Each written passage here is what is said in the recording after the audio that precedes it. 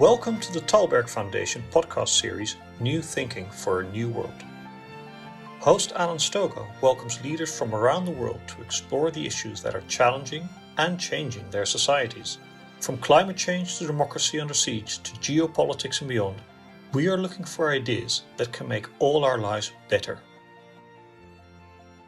Today my guest is General H.R. McMaster, a highly decorated U.S. military officer, former National Security Advisor, and historian. His first book, Dereliction of Duty, is a must-read account of flawed decision-making in the Vietnam War. His most recent book, Battlegrounds, which has just been published, aims to assess America's place in the world today and, far more importantly, tomorrow. General McMaster, I read your book, and I truly believe it ought to be required reading for whomever occupies the Oval Office next February, as well as whoever occupies your old West Wing office at the same time. Welcome and congratulations on the book. Alan, thank you so much. Thanks for the privilege of being with you. Let me start with the title, which I love because it speaks volumes as titles ought.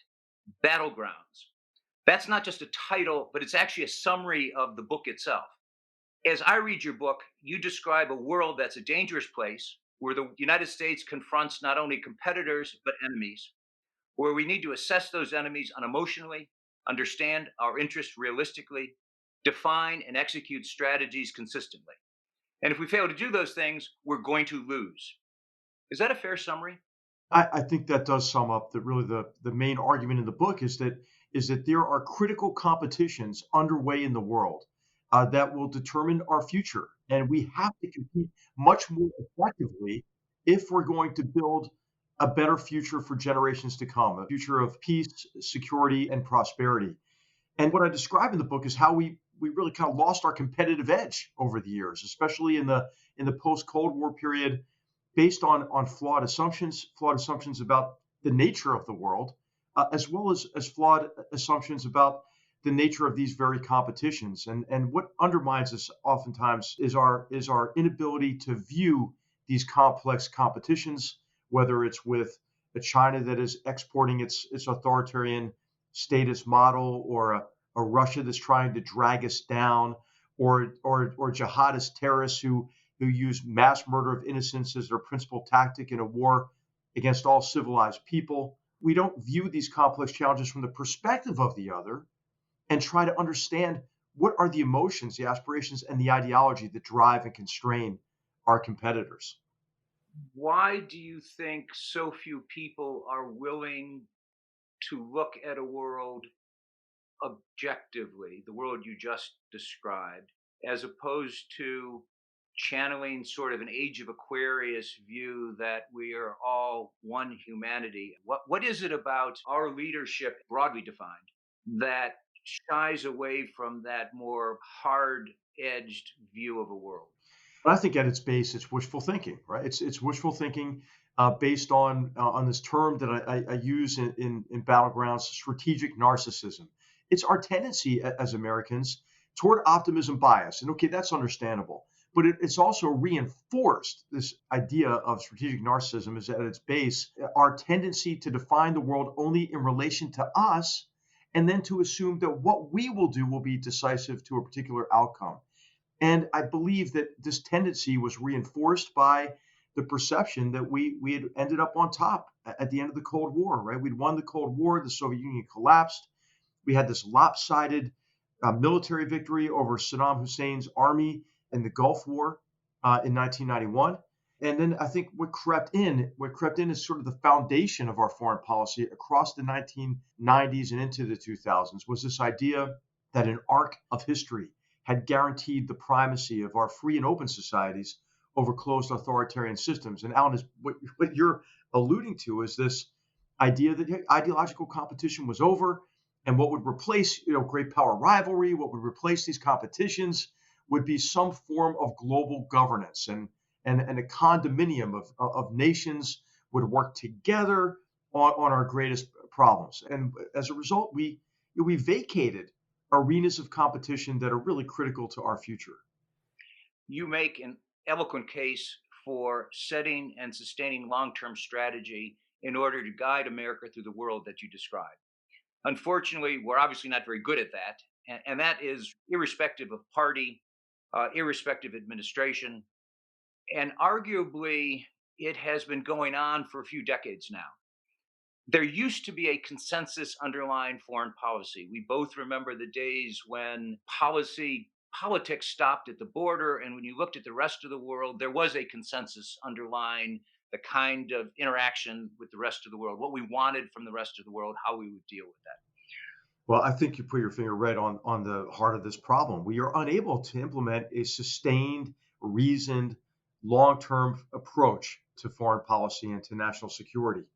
And a reason for that is this idea of narcissism, how self-referential we have become. And because we don't study the challenges that we're facing, we don't understand them as well as we should, we have allowed our foreign policy to be defined mainly by domestic partisan politics. And what has, I think, become the norm now is that any administration that comes in defines its foreign policy mainly as in opposition to the previous administration's foreign policy. And I think when you look really from this decade of the 1990s to today, and what the book does is it tries to take the approach of understanding how the recent past produced the present as the first step of really being able to understand the future, is that the emotional impetus behind our foreign policy swung dramatically from over optimism and complacency associated with that over optimism in the 1990s to severe pessimism about the degree to which we could influence these challenges abroad, and actually a sentiment that drove a sense of resignation or retrenchment or withdrawal in the 2000s. And that shift in that emotional impetus was brought about by a number of factors. First of all, the over optimism and complacency of the 90s associated with, again, this idea that an arc of history had guaranteed our primacy. That was a setup. It was a setup for disappointments in the form of the mass murder attacks of 9/11, when it became clear that our adversaries were not going to compete with us symmetrically. They were going to bypass what they saw as maybe our differential advantages, especially in connection with our tremendous defense capabilities and the capabilities of our military. And then the unanticipated length and difficulty of the wars in Iraq and Afghanistan. And we always want to debate, should we have invaded Iraq? I think we ought to ask, who the heck thought it would be easy to consolidate military gains and get the sustainable outcomes in Afghanistan and Iraq? And then, of course, we have the 2008 financial crisis. So I think in this crisis of confidence we have now, especially today, as we face this triple crisis of a pandemic, a recession, social divisions laid bare by the murder of George Floyd and the unrest that followed it, and concerns about inequality of opportunity. As we face this crisis of confidence today, the world hasn't stopped. These crucial challenges haven't gone away. And our partisan politics is maybe, I think you could argue, the worst it's been since maybe the 1830s or the 1850s. And so I think that we have a lot of work to do. And what I hope the book will do, if it succeeds, is to try to generate a space for discussion of the crucial challenges we face as a way to deepen our understanding, and then to begin conversations with what can we agree on and what can we work together on to secure a better future. And I hope what the book will do is also be a force for reversing the polarization we see in our society today. Those are good objectives. My pessimism rests on the fact, as you just said, we've had 30 years, which means at least a generation plus of doing it the wrong way. That's a real challenge. It's not a real challenge if we all work on it together. Alan, your podcast is a force for good in this connection. It's thoughtful. There are conversations that get at difficult topics, and there are conversations that come to a bit of a conclusion and end with a discussion about, okay, what can we do to make our world better, to strengthen our nation? And so I think all of us have some degree of convening power, whether it's in our family, in our community, if there are educators listening. We all have a role to play in really reversing this trend, and then combating this problem of strategic narcissism with what I call in the book strategic empathy, a term I borrowed from my friend and great historian Zachary Shore.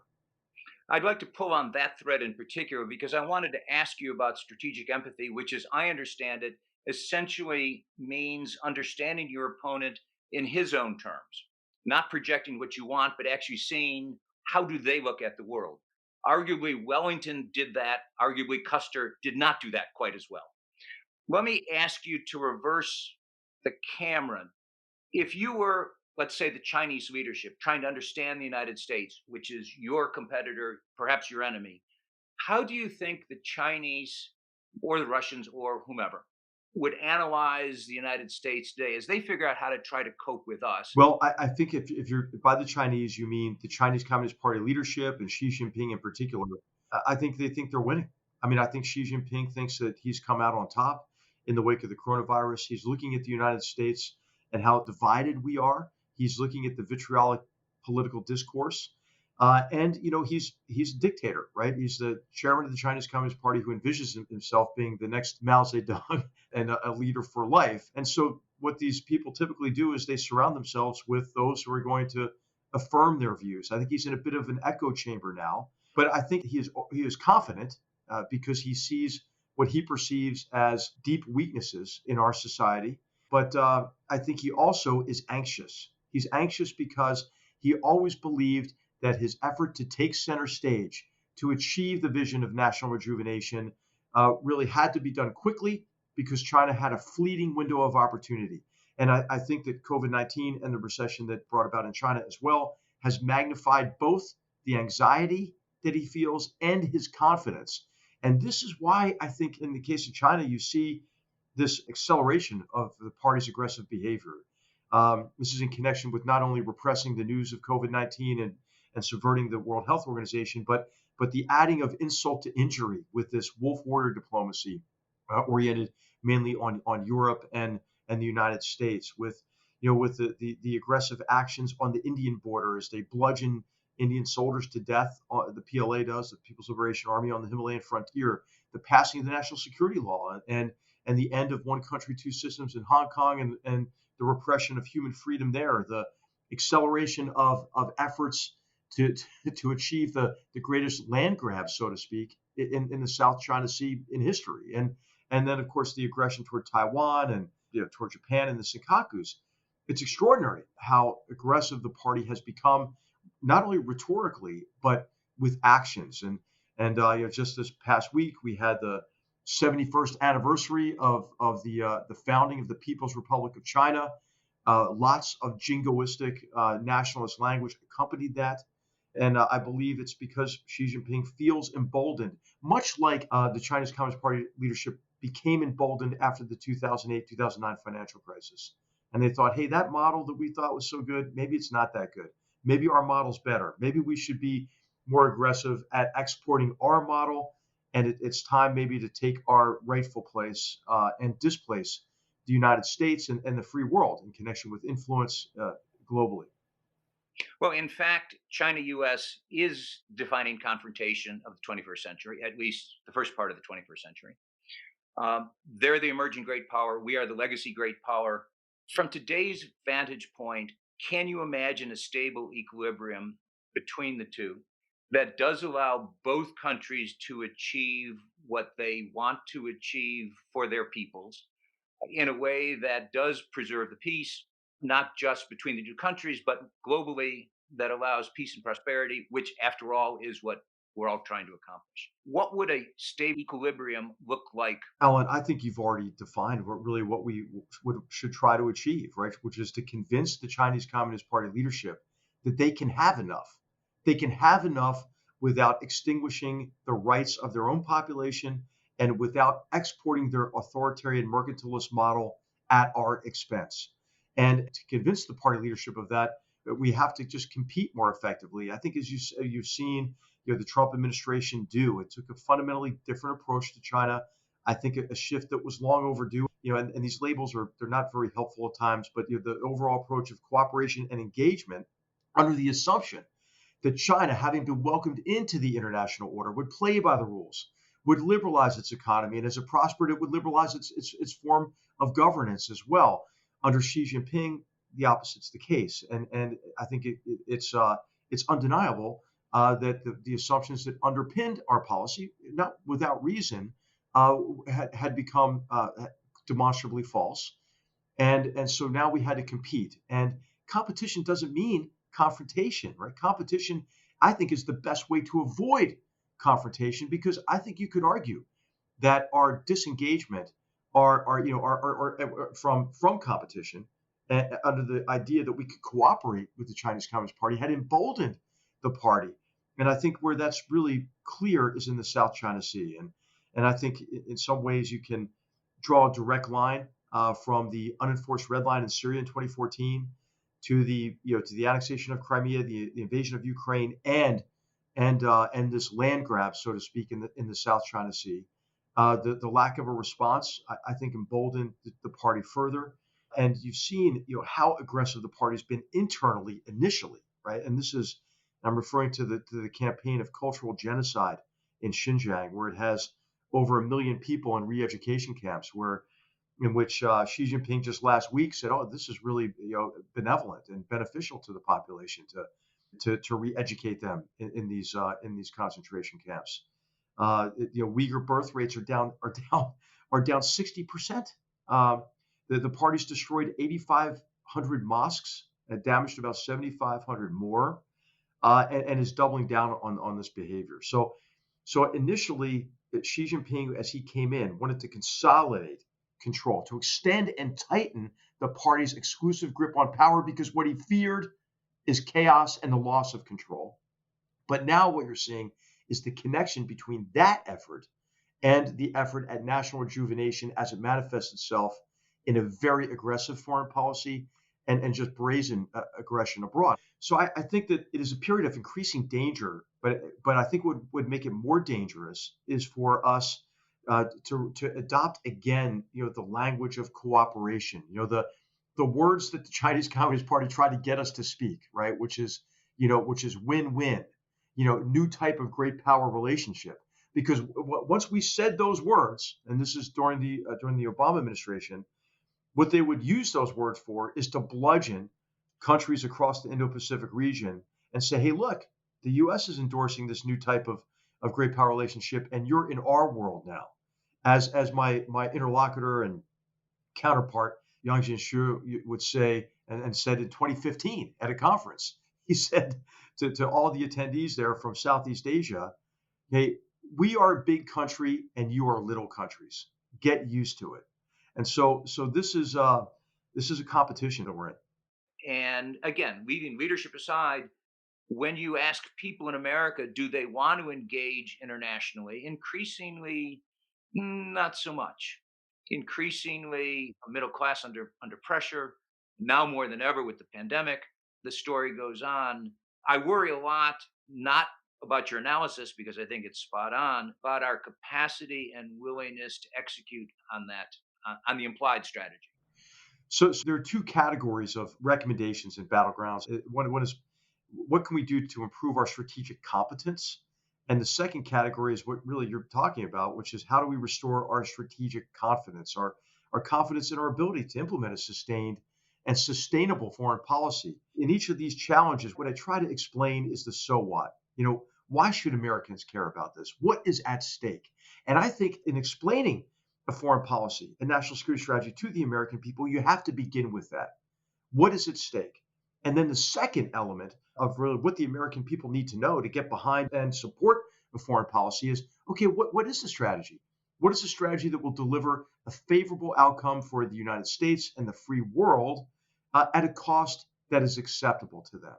And I think it's immensely important to describe in connection with China the tremendous benefits that we have from a free and open Indo-Pacific, but also the benefits we have we and other free market economic systems and other democracies, the benefits we gain from being able to set the rules, right? And as we move toward the emerging data economy, China is really trying to gain control of all the data in the world, right? And the recent indictments about the purchase and gathering of data for Americans in bulk, the sustained campaign of espionage that's aimed at exfiltrating data about individuals. This is the concern about apps like TikTok that gather all this information about us and gather it by with a Chinese company that has to, by law, act as an arm of the Chinese government. But what the party is also doing is engaging in a very sophisticated strategy to take control, to be able to control communications infrastructure and physical infrastructure. And this is why Chinese companies are operating both ends of the Panama Canal, right? This is why China is now present in the Bab al-Mandeb, in one of the world's most important choke points. This is why they're building a massive port that has absolutely zero commercial application in Sri Lanka. This is why there are massive investments in Malaysia and so forth, and even in Israel, or in Ecuador. I mean, it is an effort to try to gain control of strategic locations, and to gain control of strategic infrastructure, physical, as well as data and communications infrastructure.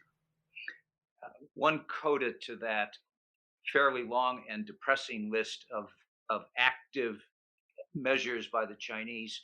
This is a country which has never projected power beyond its border in its very long history. So this is all new to them. And one of the things I know from reading history is that they're going to screw up. They're going to make a mistake because they have to learn how to do this. And that is, again, a potential comparative advantage for the West because we have dealt globally and projected power. Let me pull on one issue that you raised in your book in the discussion of cyber.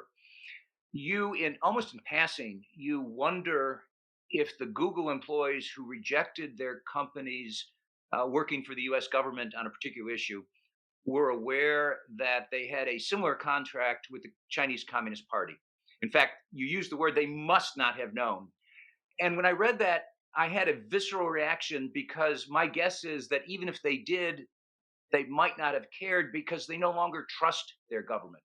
And indeed, every attitude survey I read and see for a long time now describes the United States as a distrusting nation. We don't trust our leaders. We don't trust our institutions. We don't really trust each other, frankly.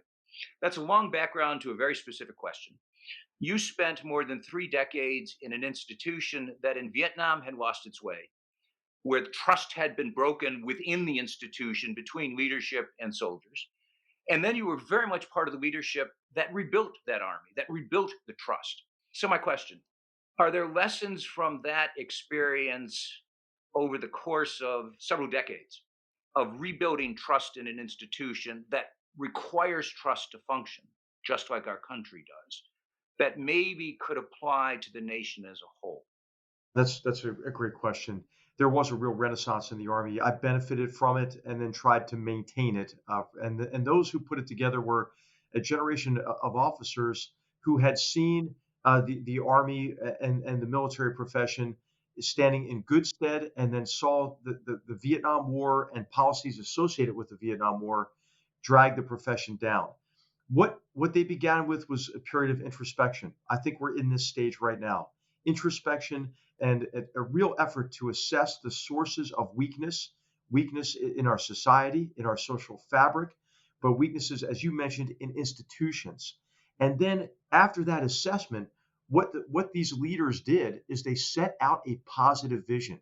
I would argue we're missing that now. We're missing it. I mean, I try to lay out part of it in the book with an emphasis on education to really revive our, in many ways, self-respect, right? Self-respect. I quote Richard Rorty in the book, and with his observation that self-respect is a requirement for self-improvement in individuals. And he says national pride is a requirement for improvement in nations. We need to restore our pride in our nation. And, I think this is an area where we have a lot to work with, even as we tend to accentuate the negative these days, the racial divide, the inequality of opportunity, much of which has been laid bare by George Floyd's murder and the aftermath to his murder. There's still a lot to celebrate. And I think what we can celebrate more than anything else is, hey, we have a say in how we're governed, right? I mean, in communist China, they don't have a say in how they're governed. And so we can demand better. We can demand better from our elected officials and from our government. We do live under rule of law instead of a rule of a tribal system or a system that divides us, right? We should have confidence in who we are as Americans and in our identity. I think there's a real opportunity to reinvigorate civics education and a sense of our history, acknowledging all the flaws in our historical record, but taking pride in the radical idea of the revolution that, that sovereignty lies with the people, recognizing the great gift of of unalienable rights in our Declaration of Independence, the rights enshrined in our Constitution, but then also recognizing that the blight of slavery was not removed until our most destructive war in history, almost 100 years later. And then we can still be disappointed, though, because obviously the failure of Reconstruction, the rise of Jim Crow, the rise of the KKK, and the imposition of de jure inequality of opportunity and de jure segregation until, again, another reason to celebrate, civil rights movement of the 1960s was still obviously much work to do to address de facto inequality of opportunity. And we're seeing frustrations about that today. But what I think is we're seeing today is the results of this move toward a polarization in our society, based in large measure on our lack of pride in who we are as a people. Our polarization is magnified by social media, as you alluded to already. The sense that we identify more and more now in a partisan way, or based on identity politics, rather than a common sense of who we are. And so in the Army, our Army restored pride, our military restored pride after Vietnam through emphasis on education, training, higher expectations of each other, a strengthening of the covenant that the military has with our society.